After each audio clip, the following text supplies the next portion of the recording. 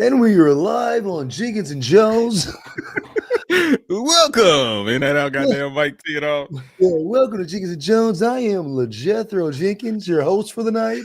And this And is I am Dragonfly Jones because Mike's doing yeah, some baseball shit with Vinny. He gonna be on a yeah, little late today. So yeah. He being the dad of the year. He busy being the dad of the year. You feel me? So we're gonna go ahead and start without him. He'll be on a little later, but Tyler gonna lead us with the big topic everybody's been waiting for. You feel me? big motherfucking topic. Yeah.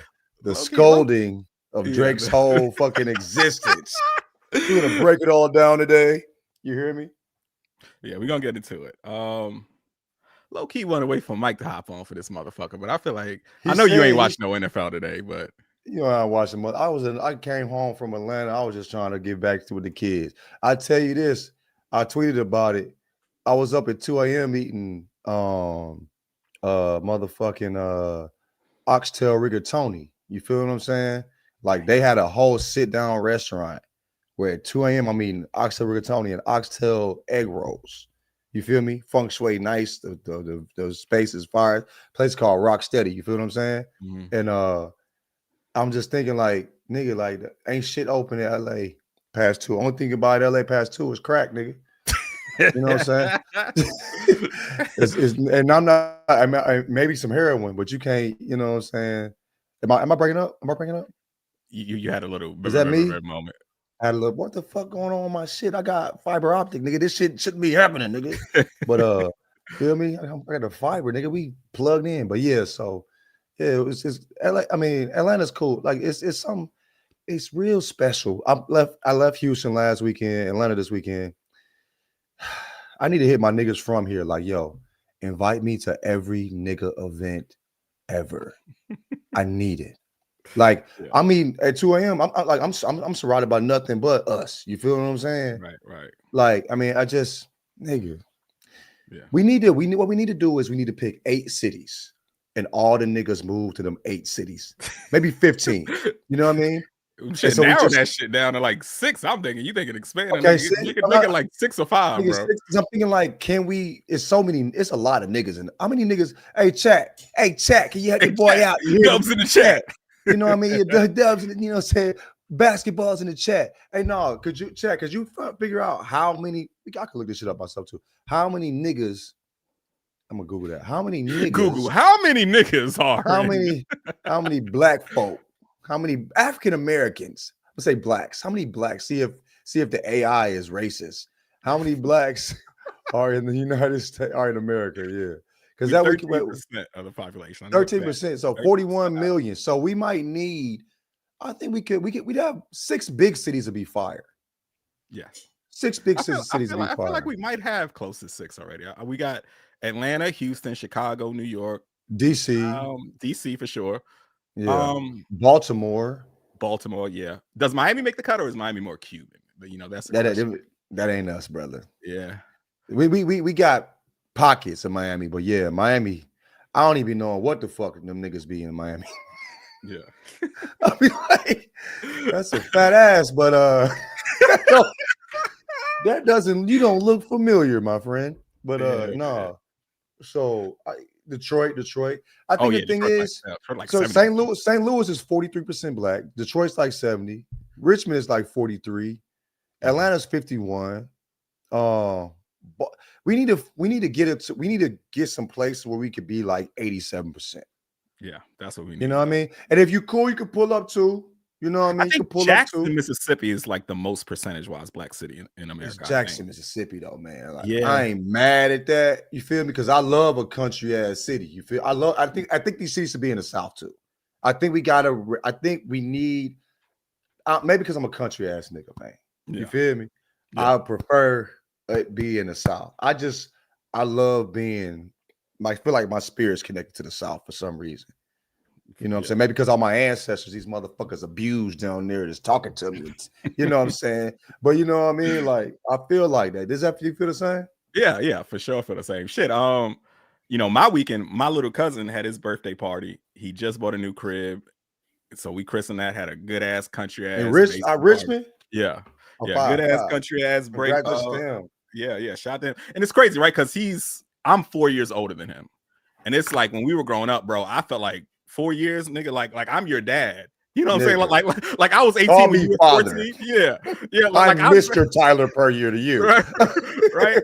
I graduated high school when you graduated middle school. I was going to college when you graduated middle school. I was your dad back then. You know what I'm saying? But now it's like those 4 years ain't shit. You know what I'm saying? We homies, man. It's crazy how just like, time kind of lessens the gap there, bro. Mm-hmm.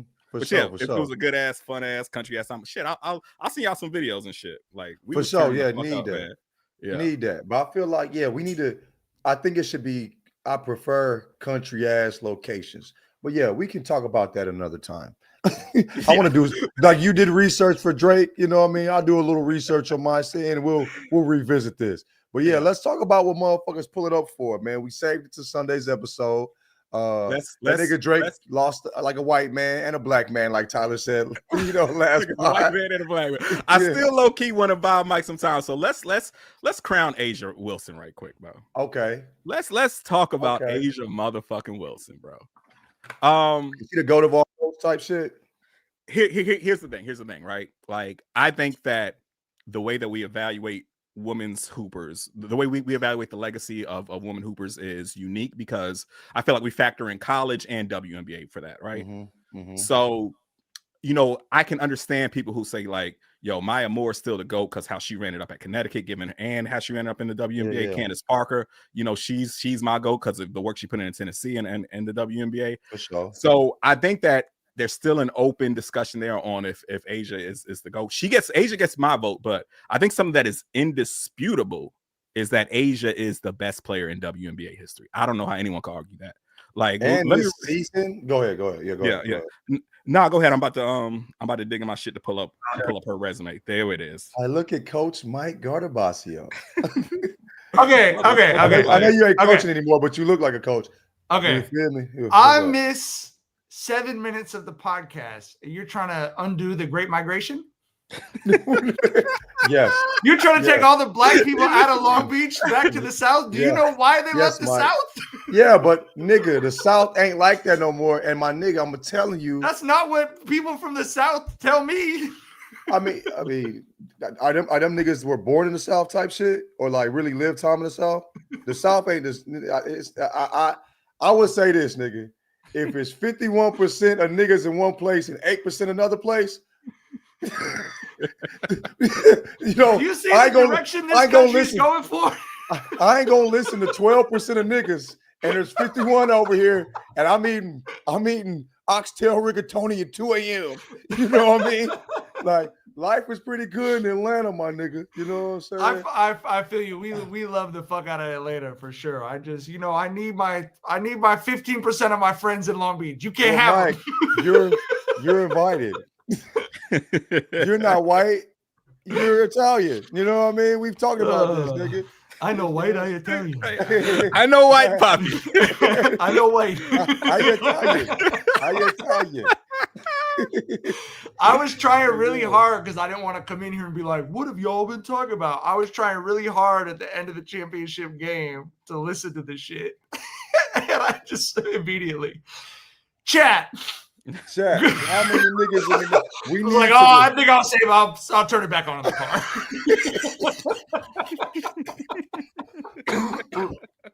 Hell yeah, nigga. We trying to figure it out, bro.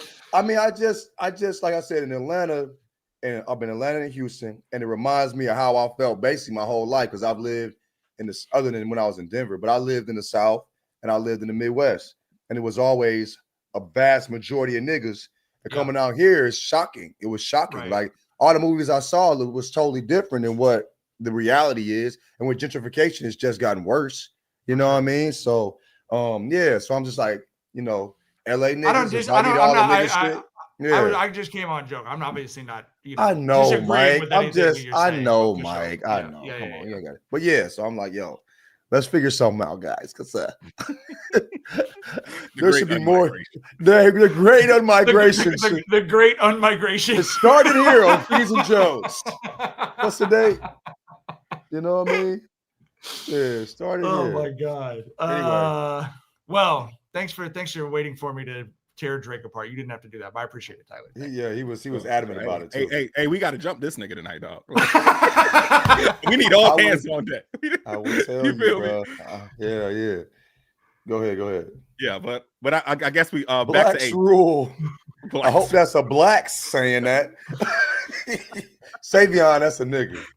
Castro, but he's a nigga. He's a maybe Hispanic nigga that knows he's a nigga. You know what I mean? He's not I know black. You feel me? He knows. Yeah, he knows that. You know. Anyway, he's Nori basically. He's Noriega. Yeah, for sure.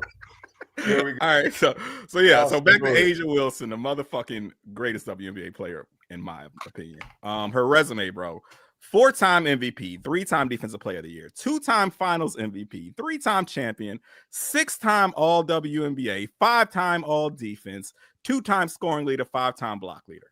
She's the only player in WNBA or MNBA history. I like saying that MNBA shit. To win Defensive Player of the Year, MVP, Finals MVP, and be the scoring leader in the same season. No one else. That year, that's hard. I know Mike is big on Candace Parker, understandably so. You know, it's just for me.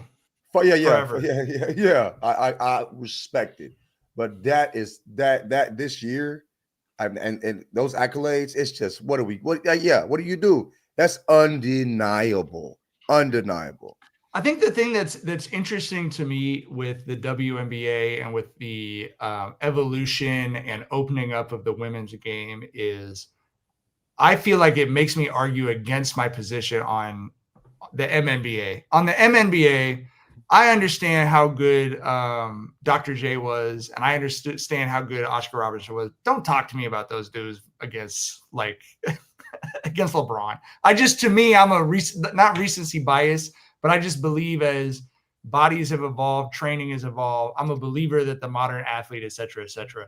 But for me, with women's basketball, I almost feel the opposite of knowing what. And I think maybe it's because we've had a good chunk of that history in Long Beach. And so I've gotten to do research and interviews with those people, knowing what Joan Bonvicini and Pat Summitt were doing as coaches, where they were putting girls in buses or in the back of vans to drive them 12 hours to games and stuff. I'm always going to respect them more than I respect Gino or some of the modern coaches. Right. And similarly to me, I saw Candace Parker. Every person in the building in Staples Center, every time she played, was reinventing how they thought of women playing basketball. Every game. And so to me, there's no question if you look at Asia that she's the greatest. There's really no question. But to me, getting to see some small piece of it personally of that evolution, I'm just going to be that old motherfucker like Act Dog who's like, Dr. J, Braun couldn't have done shit with Dr. J. That's just gonna be me for the rest of my life, and I'm cool with it. You have a particular connection to it, and you should be like that. That makes a lot of sense, bro. Yeah. You know, moving here made me realize why people put Kobe in the GOAT conversation. I'm like, oh, of course he's your fucking GOAT. You know what I mean? Like what he did, and you saw him go from a child. You saw him with those 3 air balls. You know what I'm saying? And winning 5 chips and then dropping 60 in his final game. Of course he's your GOAT. You know what I mean? But yeah, I mean, sometimes, when it comes to your personal experiences, JT just said it, so we might have another 10 years of Asia too. It's not going to be anyone left on the field with her. For sure. And I get Maya too. I get Maya as well. But she, if you were there for that. Yeah, for sure. Maya, and she left early too. She left a lot of chicken, a lot of meat on that bone. You know what I mean? Yeah, Maya is simultaneously in the GOAT conversations and the what if conversations. How in the fuck? Yeah. You know what I mean? Right. And I would throw since we're this the old Twitter thing of name some guys, since we're naming some gals, Lisa Leslie as well. Anyone wants to tell me they saw Lisa Leslie at her prime, what the fuck are you going to say to argue against that? It's the same thing. It really is the same thing as Wilt Chamberlain or whatever. You're like, I saw that dude score 100 points. You want to tell me that was Lisa someone Leslie that's load managing is better? Was Lisa in her prime when the W started? I think she was the best. Yeah, I think that was later on. Had to be because I don't even think she was the best player in the W when she came. She was like the ambassador. Coop were the best players. Coop was by far the best player to me, bro. But Lisa Leslie, we've talked about in the show that 100 points she scored in high school. She scored that shit in the first half, bro. The team quit at halftime. They should have let her drop 200 on the motherfucker. I need to see the shooting split. She was probably shooting 95% out that motherfucker too. They was like, ain't no way in hell, dog. I mean, quarters in California high school are 8 minutes. She scored 100 points in 16 minutes of basketball. Damn. And I feel like if she had scored 200 in a full game, that would be more than twice as bad. That would be 1,000 times as bad. You scored 200 points on someone. I'm gonna say this though. Women's basketball has come a long way since that time period. Of course. If you had a real hooper, they was dropping 30, 40. You know what I mean? Like, it just wasn't as competitive. You know what I'm saying? Like, there at that time. You know what I mean? I'm not taking nothing from her. She's a W player, so she was gonna be good regardless of what generation she's in the W. You know what I mean? But yeah, I've seen some players that were really good that weren't W players drop like 80.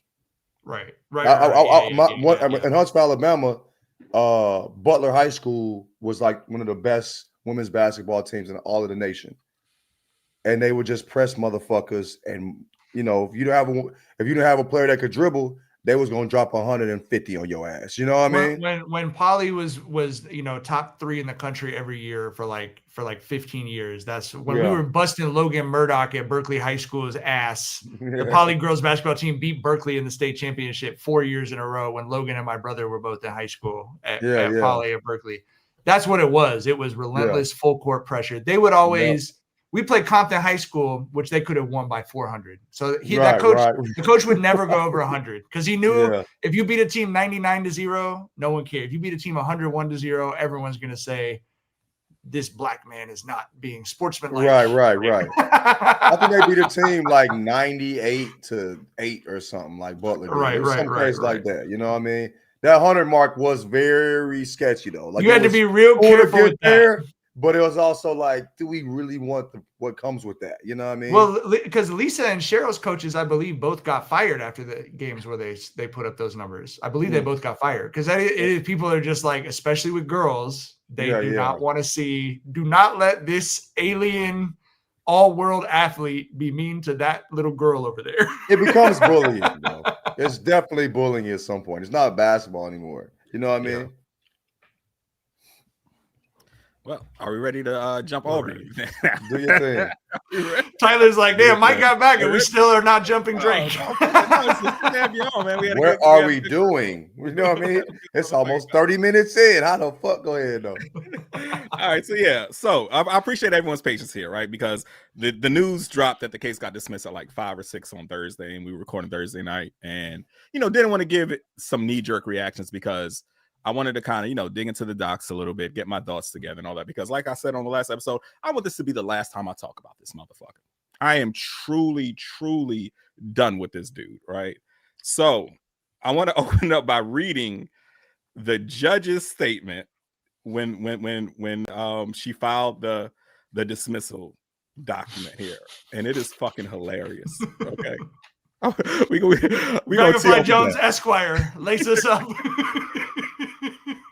All right. So in the case of Aubrey Drake Graham, the plaintiff, versus UMG Recordings, the defendant, Jeanette A. Vargas, United States District Judge, says this case arises from perhaps the most infamous rap battle in the genre's history. The vitriolic war of words that erupted between superstar recording artist Aubrey Drake Graham, quote unquote Drake, and Kendrick Lamar Duckworth, Lamar or Kendrick Lamar, in the spring of 2024. Over the course of a black ass name. Damn, I didn't know his last name. Damn, yeah, go ahead. Duckworth black as hell. That was a nigga for sure. He was always. He got a track called Duckworth on Damn. Over the course of 16 days, the two artists released 8 so-called quotations diss tracks with increasingly heated rhetoric. Loaded accusations is funny as shit, but go ahead. The judge said, "I study rap battles for a living." right. With increasingly heated rhetoric, loaded accusations, and violent imagery. The penultimate song of this feud, "Not Like Us" by Kendrick Lamar, dealt the metaphor. Because that goddamn Hearts Part 6 was the goofiest shit to come out of this battle. The penultimate song of this feud, "Not Like Us" by Kendrick Lamar, dealt the metaphorical killing blow. The song contains lyrics explicitly accusing Drake of being a pedophile, set to a catchy beat and a propulsive bass line. What's wrong with that, man? Not like us. Illegal about that? Go ahead. Yeah, not like us went on to become a cultural sensation, achieving immense commercial success and critical acclaim. Next paragraph. Both Drake and Kendrick Lamar have recording contracts with defendant UMG Recordings. Drake alleges that UMG intentionally published and promoted Not Like Us while knowing that the song's insinuations that he has sexual relations with minors were false and defamatory. Drake has brought this action against UMG for defamation, harassment in the second degree, and violation of Section 349 of the New York General Business Law. Before the court is defendant's motion to dismiss pursuant to Rule 12B of the Federal Rules Procedure, because the court concludes that the allegedly defamatory statements in Not Like Us are non-actionable opinion. The motion to dismiss is granted. So that shit is funny as hell, because for one, even the judge is like, hey, that shit was a bot, bro. Like how are you saying that this wasn't organic, how big this song was? Right. That shit is undeniable. She said that motherfucker had a propulsive bass line, my nigga. Like, she said, please enter it into the official record that I was tapping my feet. Yeah. Please note that the judge was tapping her feet. I was throwing ass when that motherfucking beat came on. Fuck you talking about? You feel me? Yeah. Anyway, go ahead. And it's basically she's making the point that we understand that in diss battles this shit is hyperbolic, right? Like for one, I don't necessarily think Drake is a pedophile. What I do think is he's a creepy old man. And the evidence is there in droves. Shit, the evidence is on his fucking music, like on fucking For All the Dogs. He's his old ass 40-year-old ass rapping about bagging a 21-year-old at the club. Like, nigga, grow up. Well, and I mean, how many female celebrities talked about, oh yeah, I've been messaging with him on Instagram since I was 16, etc. And you just said it, and the fucking judge said it. Yeah. When you're in a rap battle with someone, you don't say you weigh 243 pounds. You say you're as big as the fucking moon. Like, you don't say, hey, you have suspicious interactions with underage girls. You say he's a pedophile. Like, nigga, that's what it is. You're freaky, nigga. Go ahead. Yeah. and bro, and it feels like at its core, you strip all the bullshit away that Drake's fans try to dress this up as. This dumb motherfucker was suing a record label for promoting a hit record. That's all it came down to. And I remember when the documents for this shit first dropped, and this motherfucker had his lawyers tell the judge that he was fearing for his life after that. That motherfucker heard wop wop wop and said, "Oh no!" That nigga duck. He said, "Oh, they shoot, nigga." Listen, And the foul shit, this motherfucker said the colonizer bars were a jab at his Jewish heritage. That motherfucker is a white man, bro. That's a white man, bro. That is a white man. That is a white man, dog. Yeah. But you don't need to say nigga. Kendrick was right. Kendrick was right. All he's done is prove Kendrick right since Kendrick said what he said. That's all he's done with this shit. You know what I mean? Yeah, it was a bullshit case. It was a baseless case. The shit never had legs. You're suing a record label for promoting a hit record. And then what really killed me is all the folks who are trying to dress this up like he was this freedom fighter, fighting for artistic rights, fighting for artists against the machine. No, the fuck he wasn't. No, the fuck he wasn't. That motherfucker's feelings were hurt. He was a sore loser. Yeah, he was trying to erase history. He was he went to his lawyers with this in mind. I cannot believe that this many people enjoy seeing me get my ass beat, and this many people enjoy Kendrick Lamar. You couldn't believe it, but it's true, motherfucker. You could do that whole botting allegation shit, motherfucker. We saw videos of wedding parties in Pakistan coming out to Not Like Us, nigga. That wasn't bots, motherfucker. We saw bar mitzvahs turning up to Not Like Us. Yo, people. We saw white boys booing you in the club, nigga.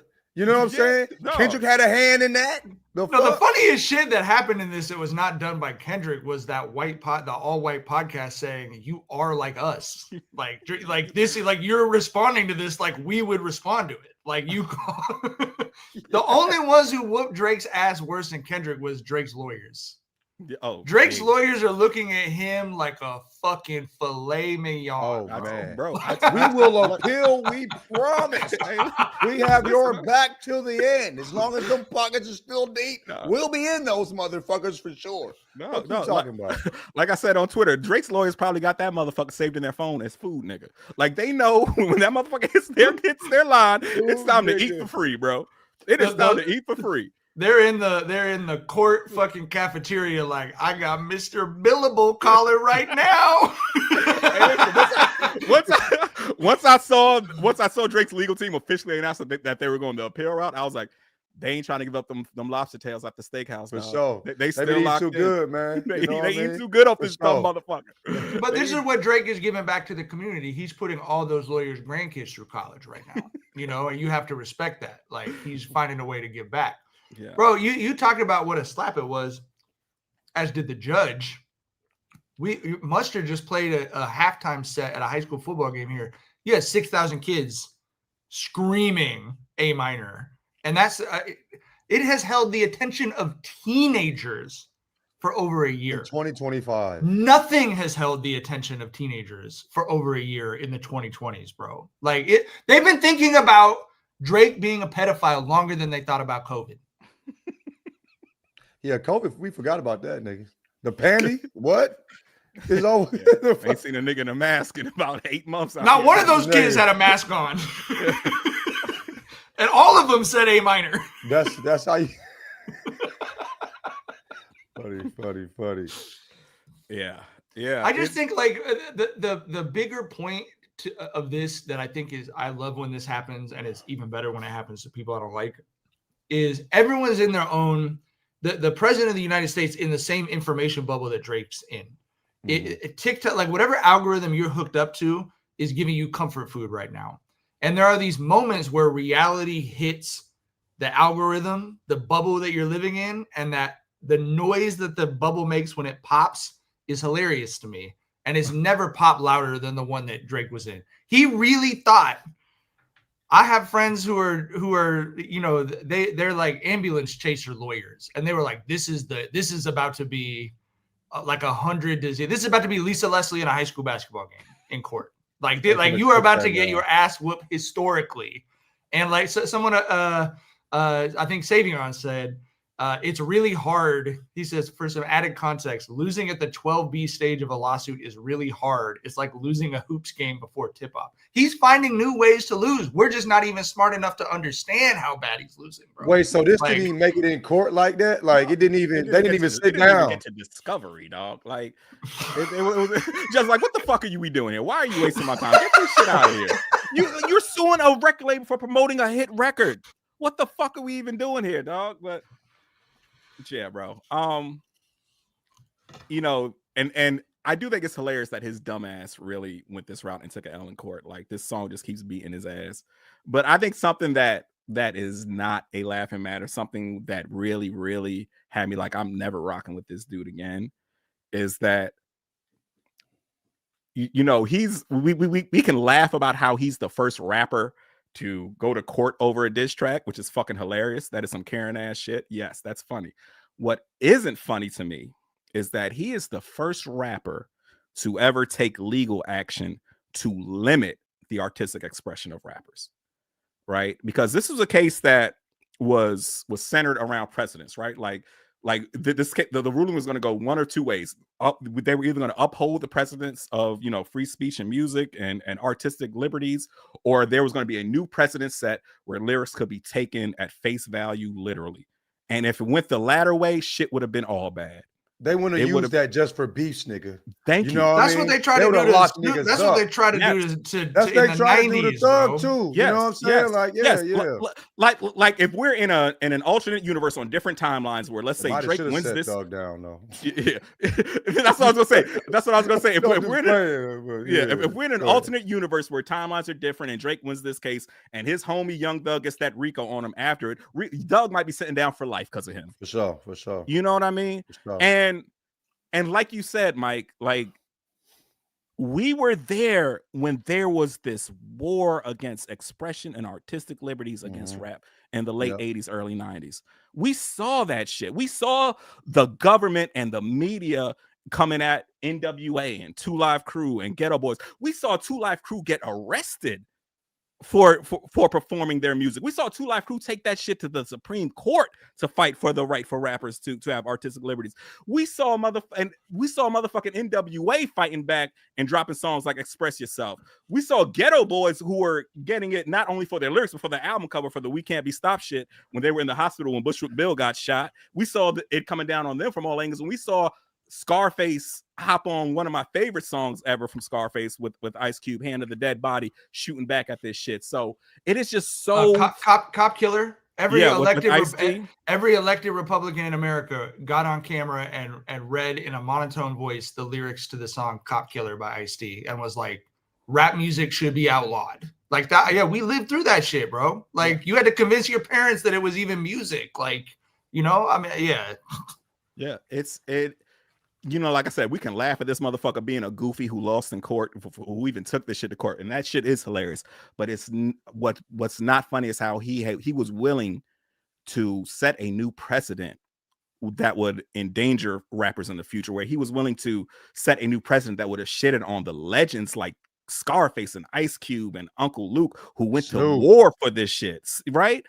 And he was doing it all from a selfish place of his own ego. He was willing to burn all this shit down just to fucking try to rewrite history in a way it would not have fucking changed an opinion a fucking thing. Where it wouldn't have changed a motherfucking thing. You lost. Like, it is what it is. You got spanked, dog. You got washed, nigga. That's it, bro. He beat your fucking ass. Take the L. You trying to ruin it all, burn it all down, shoot it all up because of that shit. Whole ass nigga shit, bro. That's exactly what the fuck it is. Whole ass nigga shit, bro. The crazy. Can I just read one other tweet that I sent to y'all, Tyler? Yeah. Okay. The OVO docket tweeted. First of all, the fact that exists. Worst account on Twitter. That motherfucker blocked me and I ain't even say shit to the nigga. He just knew. He just knew that I was going to clown his ass. Don't let Per Year Esquire get inside these hands. Off the name alone. That's one of Drake's biggest haters. I take that as a badge of honor, motherfucker. Yeah, I would have got on your ass sooner or later. Good job right there. Especially after this shit. He tweeted, if you've been following Drake's case against UMG recordings from the beginning, then you're aware that Judge Jeanette A. Vargas is a first-time judge, which is hilarious because there's no such thing as a 7-time judge, brother. You don't get elected to judge 7 times. She's a federal appointment to being a judge is you get to sit on that one for a little bit. She said, a first-time judge with less than 1 year on the bench. Judges make right and wrong rulings every day. It's why we have the Court of Appeals, blah, blah, blah, blah, blah. And someone responded, is she a Democrat-appointed judge? And he said, yes, appointed by former President Joe Biden. And the response was, should have known, LMAO. See, look, that's fucking hilarious and delusional. But something that again, I'm really the something that isn't funny guy. I'm that guy tonight. But something that isn't funny is that from what we've seen with this battle, so many of Drake's fans do not like black people, bro. Like I really like you can see the shit they call Kendrick like a fucking Popeye's chicken ghetto rapper and all that shit. Like, bro. But anyway, I just want this motherfucker to disappear, bro. And something that hold on, I want to pull up this shit. This is when I knew that we had a judge on the case who wasn't going for the bullshit. When they call Kendrick a what, nigga? Yeah, they called him all types of weird shit. They call him Popeye's chicken ghetto rapper. Yes. Nigga. That's like 1976 racism, nigga. Yeah, I was like, we didn't even have that in the 90s, bro. Like, you know what I'm saying? Yeah, that's like some shit my mom had to deal with. You know what I mean? Like, that's some shit your people tell you about. Like, Popeye's chicken ghetto rapper, nigga. Like, that's some before rap racism, nigga. Yeah. You know what I'm saying? Like, that's crazy. But yeah, I'm gonna tell you, when this shit dropped, there was an excerpt from the proceedings that dropped in August, and that's when I knew that I was like, good for this judge, because this judge is not going for the bullshit. I'm gonna read it to y'all. Okay, so the judge is saying this. Let me ask you this: Your client also in the course of this rap battle leveled accusations against Mr. Lamar as well, that he's not the biological father of his child, that he beats his girlfriend. Are those facts or opinion? Drake's lawyer says, are those? I'm sorry, Your Honor. Like, that's when he knew. That's when that motherfucker knew he was cooked. He was hoping Drake was not paying attention to that part of the proceedings. What was his response? He said, are those? Then there's a dash, like he cut off his train. Like he got, I'm sorry, Your Honor. Yeah, right. He knew he was cooked. He was trying to buy some time. And then the judge repeats, are they fact or opinion? Those lyrics. And then the lawyer says, I don't know if the court. And then the judge says, let me ask you this. Your client also in the course of this rap battle leveled accusations against Mr. Lamar as well, that he's not the biological father of his child, that he beats his girlfriend. Are those facts or opinion? Just basically repeated the same shit. And then the lawyer said, I don't know that the court has a record sufficient to be able to make that determination because the court doesn't have the context behind all the different allegations in the song. There isn't a complaint with 250 allegations giving meaning to the That's lyrics. what the judge did too. That's what the judge did. She was like, what the judge just called him a jerk off. Yeah. Right, for sure. Get the fuck out of here. That's what she was saying too. Go ahead. Yeah, and that's the whole thing. You're going like, we all know this is a bullshit case, regardless of how you dress it up about. These are defamatory lyrics that are hurting my image. Motherfucker, you said Kendrick was a wife beat, was an abuser who was raising kids that weren't his. Like, because that's what you do in rap battles, and you know that, and you're trying to change everything that we've known about rap battles because you got your ass whooped. You is a bitch. You feel me? You got your ass whooped so bad, you trying to change the rules of ass whoopings. Nigga, that's some whole ass nigga shit, bro. And you just showed the world your fucking pussy, nigga. Fuck you forever. You know what I'm saying? Period, nigga. Y'all know I talked on the show about some of the dumb shit I did in middle school. And you know what I said when the principal called me into her office? I said, Your Honor, I don't know that the court has the proper context to make that determination about that's what you know. The nigga just saying shit. Yeah, I've been there. I've been there. I've been there. Just that saying motherfucker shit. Made hundreds of thousands off just saying shit. Nigga, hey, nigga, in my 20s, nigga, shit. I wish I could have, nigga. I'm not sure that the court has the proper context to make that determination. If niggas getting paid to lie, you know what I'm saying? We fucked up, bro. We fucked up. We was in the wrong, we was in the wrong place, bro. Wrong industry. Era. You know what I mean? In the wrong era. And something that came back to bite Drake in the ass, and I'm so fucking glad it did, was TaylorMade. Like, it was flat out listed in the court docs that you're complaining about him calling you a pedophile when you goaded him to do that on TaylorMade. And TaylorMade was low-key might be the worst diss track ever. It's something that didn't sit right with me from the moment I heard it. I don't know that the court has the proper context to make that to say ever. I mean, I don't. Yeah. The motherfucker was rapping like trying to rap like Tupac and not using Tupac's flow, not using his cadence, another just put an AI voice filter on his shit to sound like Tupac, bro. And it was like that shit just was the corniest shit to me. It wasn't creative. It was fucking corny. And this is why that whole, he's taking up the battle for artists in the future, the shit doesn't hold up because he opened that can of AI. The biggest fucking rapper in the world was telling all these labels, hey, AI is viable. AI is something that y'all should probably explore because I'm down with it. I'm cool with it. I'm stamping it. I'm endorsing it. So no, that motherfucker does not give a fuck about anyone besides himself. He is not doing this shit for the integrity of artists. And for one, the shit was so weird that there is a motherfucking bipartisan bill in Congress called the No Fakes Act that is being pushed because of this motherfucker. And this Republican senator from North Carolina is spearheading it. This motherfucker is so weird. Republicans were like, that's enough, bro. Republicans. Like, it's so crazy that we had to depend on a federal judge and a Republican congressman to uphold the integrity of rap against this motherfucker. Hey, this how we know it's over, though. This how we know it's over. Can I say, I think one of the things that's been so special about this legendary run that Drake has been on is of getting his ass whooped.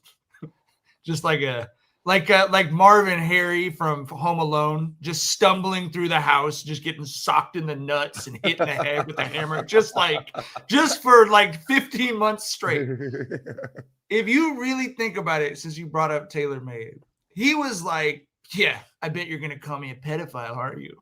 And then Kendrick called him a pedophile so loud that it's all anyone could hear. The song of the motherfucking year. Yeah, he gonna call you one on a motherfucking all-time big rap song, dog. On fucking In the Club for the 2020s. Yeah, he called your ass that. It's just like he did the Bart Simpson. I know Tyler and I are both obsessed with the Criminal Simpsons Twitter account. He did the Bart Simpson 90 megaphones thing. And then just whispered pedophile. And it was an atomic bomb. He a fan. But bro. He got Miles is right. Miles said Drake's got to do a diss track on the Judge, bro. Hey, this is the one, bro. You could win this one. You might could. You might could. Unless the Judge gets in the booth and calls you a weirdo. And then we all laugh again. It's that easy, did, bro. Honestly. She already did, honestly. Yeah. But I guess to wrap this all up and put a bow on it. And then we don't have to ever talk about this nigga again. Yeah, right? I seriously do I'm not. just I'm done with this dude. I cannot condone the way he moved like such a sucker in this shit. Like such a fucking loose, like like we joke about him moving like a white man, but that's legitimately no. All of this has white man written all over, bro. Listen, bro, he's the first rapper to ever insult another rapper in a beef by calling him a nigga. Like not a hoe ass nigga, not a bitch ass nigga. None of those qualifies. He just called him a nigga, point blank, period, as a jab. We ain't never seen no shit like that. Like that's when I first heard Family Matters, I was like, I'm not rocking with this dude. The motherfucker opened that track on some screw you, mom. If I want to call him a nigga, I will. That is white boy shit, bro. That is, and then the whole you rapping like you're trying to get the slaves freed. Like, what the fuck is that? What's wrong with that, Mr. White Man? Yeah, look. You know what I mean? Like that is such a weird line. You know what I mean? Did the nigga in you not think that was odd for a second? You feel me? Yeah. That's crazy. It's crazy. It's crazy, G. And it didn't have to be like this. You just could have H-L and kept it pushing, bro. I think it was going to be OV regardless, but you didn't have to prove the nigga right. You didn't have to be a bitch after you took the L. You know, niggas get their ass whooped. You could have moved on and tried to make a bop. You feel me? But you decided to be a hoe. You feel me? You decided to be a fuck nigga. And that's like, bro, you dug the hole deeper. It's over now. Like you said, I can't not listen to Drake shit because Drake lost. I can't listen to Drake shit because how Drake has acted since the loss. You know what I mean? I have so many friends like that, John. I have so many friends who are huge like Drake niggas fans. Lose. You know what I'm saying? Yeah. And it you know, like the shit with Pusha T, like whatever. Like, oh, did you really call someone? Like, okay, all right. But like I said, these 3 albums still mean a lot to me. I still listen to them. I have so many friends who, because of what he's done since then, are like, I can't do it anymore. These are people who are really like, even though they were big Kendrick fans, because I mean, like, especially in Southern California, there were a million Drake and Kendrick fans. Sure. That was that was a circle. That was everywhere. No, if you rap, if you're a rap fan, you know what I'm saying? Yeah, go ahead. And he really did. I mean, I can't tell you how many friends I've had who really like, because I'm interested in it. We've never seen anything like it. And I'll ask him, and that's what I've had so many people say, I was in the barbershop talking about, so many people saying the same thing. So he could have just gone on vacation for 2 years and been a filthy rich motherfucker and then come back and just been like, all right, I'm going to take the jokes on the Instagram comments of the first thing back, but we're like moving on.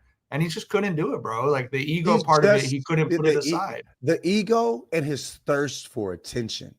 You know what I mean? His thirst to be a nigga, sometimes it's over. You know what I mean?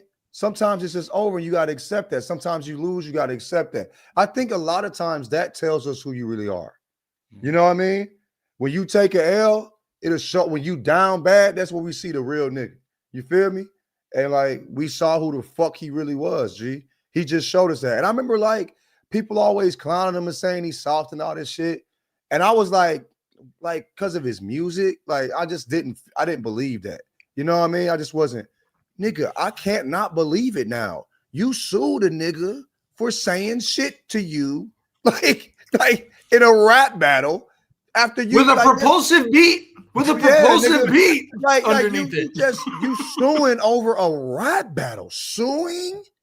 Like, gee, there's nothing forgivable about that. Like, I just can't not hear your music and hear a whole ass nigga no more. You feel me? Like.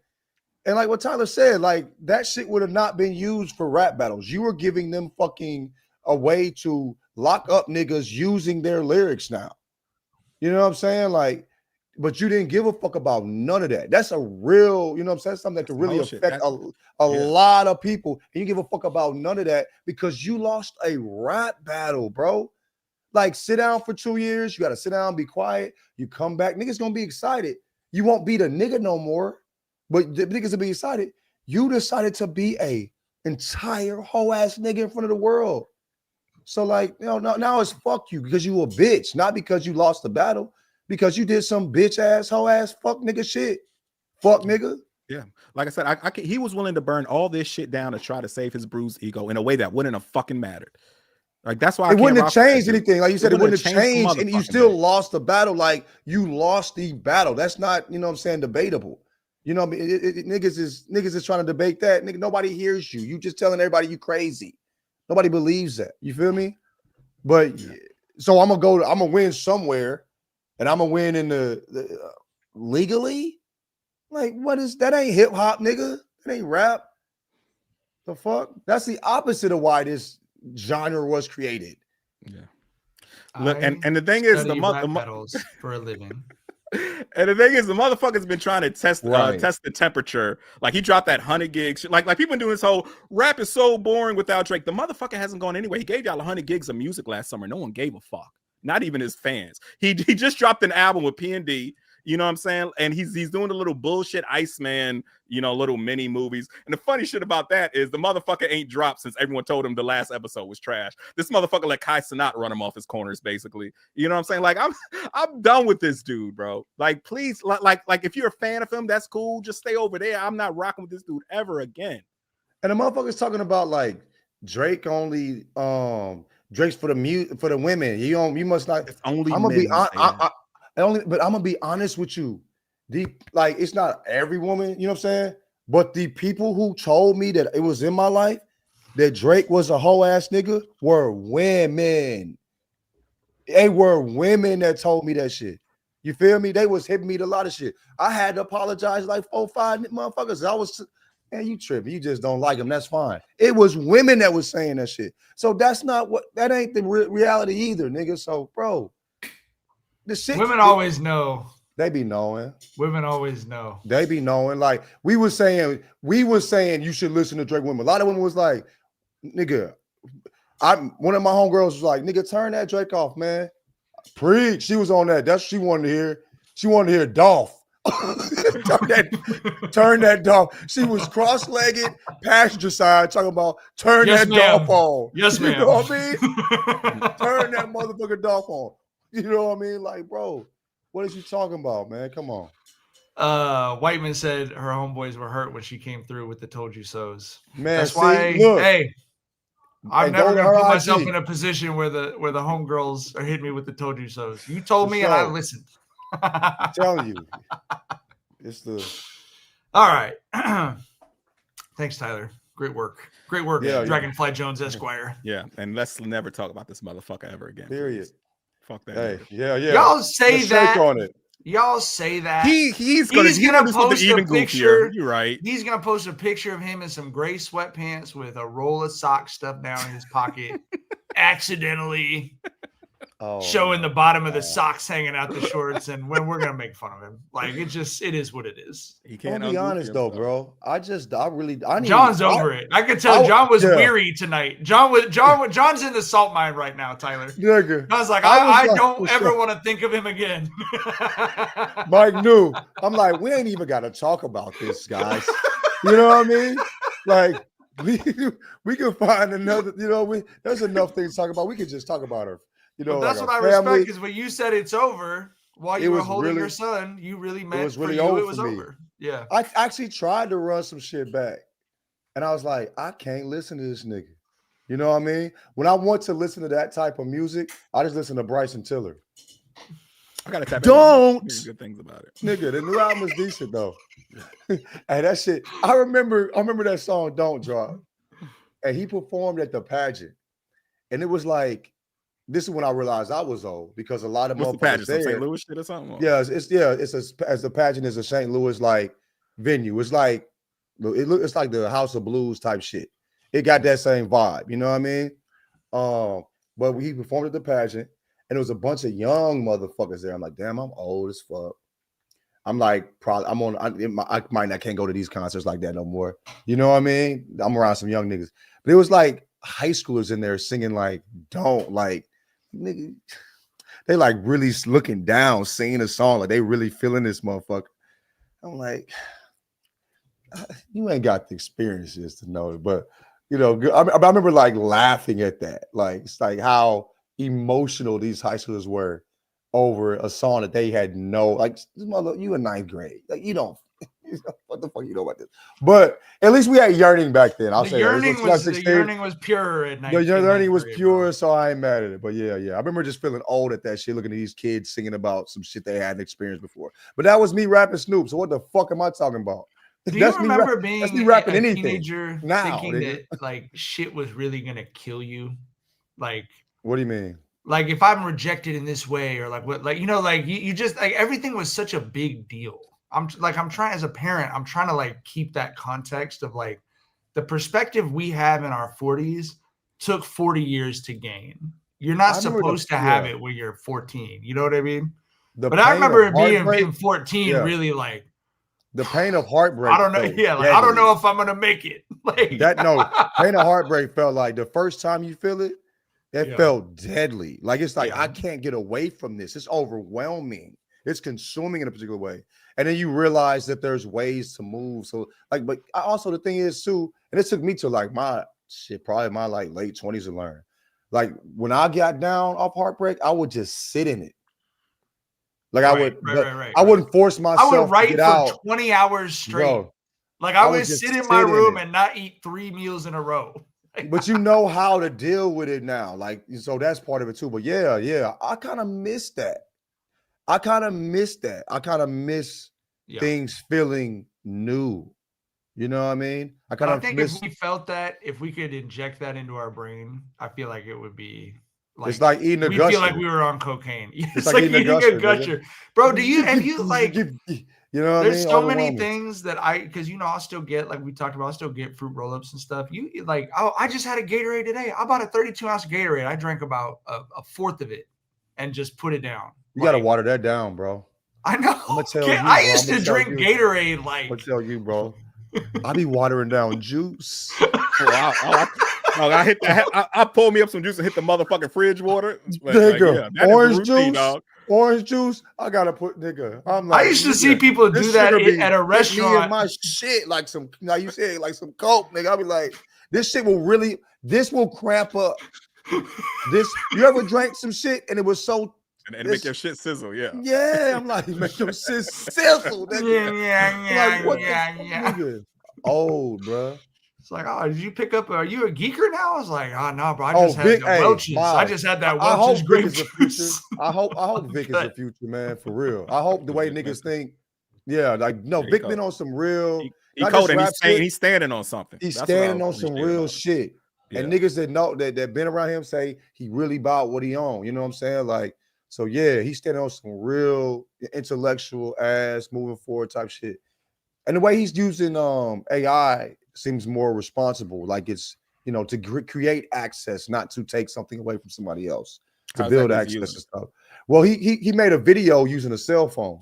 You know what I'm saying? And it's like this is and he told people how he did it. So if there's a young dude that wants to create something really creative that doesn't have access to RE cameras and like a budget to go all over the place, you know what I mean? This is how you can make, you know what I'm saying, compelling art alongside your music without having access, that other people do. But obviously big companies use it because they want to not pay people, but he's teaching people how to take benefit from it when to create access to certain things that they don't have access to. So yeah, that's pretty much where I draw the line at AI. Like, is this going to put humans out of work? And if artists going to come up, right? If artists want to come up or using it, I don't think I have a gripe with that. Yeah. Miles or Elijah or someone on the Discord said fucking AI is trying to take my job. Do you see John's tweet about Atlanta got featured on an AI summary on fucking Twitter? Viral X post spotlights Atlanta's thriving late night dining scene. I saw some shit about a baseball game too. Hey, bro. Hey, that's my fucking job to read his tweets. Okay, you can't take that shit from me, bro. Wait, somebody posted my shit. That was an AI summary on Twitter that was of your talking about the context of your tweet. Damn, that's some bullshit. Yeah, that's what I'm saying. That's they're trying to take Cardi B's job, bro. No. My job is to read their timeline and put it into a list to talk about on the podcast. If X is just doing that, bro, what am I supposed to do? They took the L. They said Jethro Jenkins. Yes. Didn't even say LeJethro. Oh, you a whole fucking ass AI. I put that L law there to make it black as fuck. Jethro was the country part. Racism. That is the embedded racism. Yep. That comes with this shit. Yep. Same shit like how Tesla engineers didn't factor in dark skinned pedestrians. Same type of shit like that, bro. Nigga, no. It's real. That's for real facts. They're saying Justin said better AI than me. Basketball. Damn. All right. I don't agree. We got a solid hour out of Vinny won the championship. By the way. Shout out Vinny motherfucker. Hell yeah. Okay. He pitched earlier today, right? He pitched in the second game today that because we won our pool, so we went to the championship. Yeah. Okay. So yeah. A lot of baseball, bro. Okay, so we'll do Dookie Butt of the Week and we'll wrap up. My Dookie Butt of the Week is travel ball, bro. We played at 8:30, we played at 12:30, and we played at 6:30. We was at the field. I mean, we came home. Thankfully, we were in Long Beach today, so we came home for an hour. We were at the field. I got Vinny at the field at 7:30 a.m. on Sunday, and we finished up at 8:30 p.m. It's a lot of baseball, bro. It's a lot of fucking time. Anyway, we got a toy gold ring, so we'll take it. Goddamn. Let's go back to the league. Go back to playing at the park with our friends, bro. On Saturdays. On Saturdays only. Practice twice a week, right down the street, over with. Yeah. They're asking me about football. I watched not 1 second of football today. We were at the park, from the London game until the Sunday night game was over. It's just brutal. You want to give a synopsis, Tyler? The AI synopsis? Well, Jethro Jenkins, this is what happened today. All I know is that Fred Warner, the handsomest football player on earth, is out for the year, and I'm heartbroken about that. Damn. So, damn. Fair hands in the chats for Mr. Handsome, nigga. Yeah, I know. God. Mr. Handsome. Mr. Handsome. Ravens game all but officially got ended with a loss today, too, it feels like. So. They lost to the Rams? The Rams. 17-3. It sucks to go from a perennial Super Bowl contender to everyone's get right game, bro. Yeah, that sucks. I genuinely feel for them. That sucks. Tyler, who's your Dookie Butt of the Week? I was just gonna go with Drake, bro. Drake. You did a 50-minute Dookie Butt of the Week. John, who's your Dookie Butt of the Week? Mine is this. There was a sneaker website called Jordan 9s. Like the first of all, I think the Jordan 9 says a lot about you. If you fuck with the Jordan 9s, the white or black ones or the olive ones, you a real nigga to me. That was like, I ain't never seen a nigga in Jordan 9s I ain't fuck with. You know what I'm saying? But they call them the Space Jams. They said they call I'm like, that's nigga. Nobody's calling them the Space Jams, and it makes me think about it. First of all, what fucking child did you put in front over this Twitter account and have them get clowned? That's not on the child. That's on you. You feel me? Like, and also these like retro, like these names like that are given retroactive. Like, nigga, we didn't call them that. Like, you know what I'm saying? Like all these goofy ass names and shit, bro. Like. Maybe I'm an old man, just like, but for you to tell, like, it doesn't mean you're wrong. It doesn't mean you're wrong. But you're being old about shit from your era, so that's but that's right. That's right. Yeah, you earned being old about that. I was there when the whole time dropped. since then. I was there when they dropped. I was there when the Space Jams dropped. Like, nigga, what is we talking about here? Yeah, I just hate all of that extra weird shit, bro. Yeah, the Space Jams. Undefeated four is tight though. You got them undefeated fours, Tyler? No, I ain't got the undefeateds. No. I might have to do something stupido. Them shit's hard. Anyway, go ahead. The Space Jams are the black and blue 11s, and all of us who watched Space Jam in '96 were like, "Yo, we've never seen those," and we didn't get them in stores like 2004, 2005. Like they took their time with those. The thing about the 9s, though, if you want to fucking have a little nerd session about this, is that it always irked me that the MJ statue at United Center has him wearing. He never wore them, motherfuckers. He never wore them in the NBA. He wore them playing baseball, them hoes. Yeah, bro. That's why they look like baseball cleats. Striking out for the fucking Birmingham Barons, nigga. Yeah, I remember that. I went and saw him 3 times. The nigga struck out. You know, he still Birmingham Baron now is the all black with the white highlights. Classic, fire. You know, he still hasn't talked to a single person from Sports Illustrated for like 30 years because they ran a story about him being a dog shit baseball player. Bro, I went and saw him. He played the Huntsville Stars. I went and saw him. He struck out 3 times. Gotcha. I had to look away, Mike. I didn't want to see him like that. I'm like, man, I was like, nigga, you don't take your ass back to hoops. This is why I was playing baseball. This is why I was like, you know what I'm saying? You were so excited to travel see him. Ball. I'm like, nigga, we playing the Huntsville Stars. You know, it wasn't Huntsville Stars. It was Knoxville Stars. I played the Knoxville Stars, and I'm like, nigga, I'm trying to that nigga struck out 3 times. Like, Daddy, Henry, I'm ready to go home. I had no dad. I got to see him. They filmed I think I've told this story on the pod. I was at where all the baseball seasons from Space Jam were filmed at Blair Field right by my house, and I was I'm an extra. I was at that as an elementary school kid, and they had him up there pretending to strike out. Because he strikes out in that scene, they had to do the take like 20 times. And looking back on it, it was like, there was footage of that. Like, you know, you didn't need to make him keep striking out in front of all the kids. Like, right. He was doing that all through the nation. On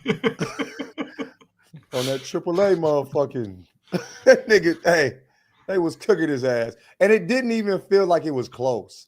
You know, like, it was like he was just getting bullied at bats. Like it wasn't like he was fighting hard. He might have fouled 1 ball off or something. I remember I was like, this nigga is trash, bro. The chat Dookie Butt of the Week is a commenter who I think I must have hidden because I'm not seeing any of his comments. Yeah. So God damn, motherfucker's getting a unanimous vote. God damn, Luis. He going up. I don't know. Anyway, I don't see everything in here. I do some pruning from time to time. You know. I just did one scroll and I saw Diddy and R. Kelly. Advocation. So yeah. Sure. All right. Seems like a good place to leave it. Great work by the chat. Did one of y'all figure out how to do that all the way? I just put the nigga in. I said put him in timeout. Mike said get him out of here. I didn't do it. I think maybe it was because I already had him hidden and you did it. I don't know. Anyway, hold up. Because I just got a notification that he was banned. Like none of us did that. I said put him in timeout. Maybe God did that shit. Yeah, maybe. Maybe it was the moon. Maybe it was the YouTube god. Maybe Neptune was in block, you know. I love when you get in this phase, Mike. I love that. Uranus was in the black phase. This is my favorite Mike. This is my favorite Mike. This and the book nerd Mike. They're my two favorites. You be hipping me to all wild shit. I love this shit. All right. Elijah said that man said Dirk was the future. Dirk is 35, nigga. He been rapping for like 15 years. He came up with Dirk, in like 2012. For sure. And Dirk ain't. We know where his future going. His future might be 20 to 30, nigga. This nigga paid for a hit on a credit card. He was flying the shooters out on a company card, dog. Wait, what? Yeah, he got a chargeback on the fucking on the shooters. He was flying. He legitimately. He put the goons on the. He was flying the shooters out. 12-month no interest on the Amex, nigga. Bro, if you don't hit the bank and get you some cash, send one of the. This nigga put it on my Amex. What the fuck? This is something. Okay, I had a teacher in high school who gave me the real like Finding Forrester speech. Okay, he gave me this. He paid APR on the speech. He was for a hit. He paid. They charged. Did you get points? Did he get cash back? He got 5. He got his 5% cash back on the hit. Amex, you get great flights with Delta, nigga. He needed that. Nigga. Come on, bro. I had a teacher, he would like give kids a speech and stuff, but he gave me the speech that at the time I thought was stupid, but in retrospect, it was smart. He said, you need to be so smart to not work in school. Like you need to be, if you're going to be so stupid that you don't want to pay attention to school, you have to be smart enough to not charge murder on the chip. Like you can't. You can't read the murder with the hard R, nigga. Murder. You can't be reading the security code off the back of the card for murder. He gave him his info. But like, if you want to be a criminal, you got to be smarter than the smartest people in school, because the people in school are the ones that are. y'all know my family, what they was on type shit. You know what I mean? Like, so I remember, like, I got family that's done 15, 17 years type shit. You know what I mean? And they, like fucking the United States of America versus so-and-so nickels, nigga, that type of shit. You feel what I'm saying? And they said, not great odds, dude. Yeah, not great odds. That was it 93%, 95%. Anyway, so they said, they were like, I forgot what I was going to say. I completely forgot. No. People did 15 years. You were talking about needing to be smart or what it takes to avoid getting something like that. Yeah. They said eventually you telling yourself. Yeah. They said eventually every criminal tells themselves. Yeah. You know what I mean? Because they'll do something stupid or silly and telling themselves. You feel me? And a lot of these niggas, it ain't hard. Like, you know what I mean? We had a nigga that was riding around in St. Louis on some 40s. 40-inch rims. 40s? Nigga, the rims went up cops to could see the cops could see that from the roof. The old school was orange. Everybody know about that motherfucker too. Orange, old school, nigga, and he was out here living foul. He was driving a Tonka truck, bro. Bro, it looked like this would look like. You know what I'm saying, bro? Begging, like, look at me, ass niggas, be the one that be breaking the law. And even some not looking me's, you fuck around and make a mistake because you got to be so smart and so on top of it to be a good criminal. You have to be brilliant to be a good criminal. A lot of these solid criminals are brilliant motherfuckers. They'd have been great businessmen, but it's on the other side. You know what I mean? Yeah, like that's why I don't judge either, though. Like the whole saying goes, like law enforcement can mess up every day coming at you, but they only need you to mess up once in your career. One time. You know what I mean? Like, yep. Yeah. Hey, I'm one of the stupid people, bro. I've confessed to many a thing on this podcast I should probably not have confessed to, you know? I don't know what the statute of limitations is on. I mean, we old now, so it's cool. Yeah. It ain't no real shit. We ain't no. I was confused. Hard niggas. I didn't know what I was doing. I mean, we ain't breaking laws for real. You know what I mean? Yeah. Absolutely. Of course not. All right. That's all the time we got. Just breaking these bids. Anyway, let's go. Patreon.com/Jenkins and Jones gets you 2 extra episodes a week, as well as access to the Discord, which I'm not really going to sum up what's been going on in the Discord, but it's been a great week in the Discord. No, please tell me. Please tell me what happened. What's going on in the Discord? I need to tap in. What's going on in Oh Discord? man, it was like a meet off going on and some other like it was not really. Oh, okay. Like what type of meat? Are we talking smoked meats or meats? No. When you say meat off, it's a meat off, nigga. They were like, I think it was like, I didn't see the whole thing. It was like, who's sending someone a pic? It was like that. Hey man, I hope they in the Discord fucking. There has been a good longtime listeners to the show know Tyler annually makes a grills for John and I and some of his other friends and sends overnights the food for us to eat. And we have discussed on the show the idea of having a lucky listener be the recipient of one of those boxes. So that there's been some conversation about that. I said, I'm hoping for the winner to be whoever lives the closest to me, who's the easiest to rob. That's who I'm rooting for. And some people kind of volunteered, honestly. And then someone said, man, my apartment burned down, and I said, well, it'd probably be pretty easy to rob a homeless dude. I don't know. Like I could probably his apartment, it didn't burn down. His apartment. But Mike, you really a wild one. You really the wildest nigga on here, bro. You be saying some shit. They've been talking about the RV steak nuggets. It's been thank you, Elijah. Shout out to Will in the Discord for getting engaged this weekend. Will, congratulations. Shout out. Love to see it. Congratulations. Congrats, future wife guy Will. Welcome Congrats, to the club, my boy. Congrats to future wife guy Will. All right, that's all the time we got. Patreon.com/Jenkins and Jones gets you 2 extra episodes a week, gets you the Discord. It might get you a meat box. You might even be able to hang on to it. Yeah. And we for sure gonna send it to someone who's subscribed to Patreon. We just need to figure out how to go about that. So I can send you my address and we can see who lives closest to me. I can run a background check and see what it looks like. 180? Food.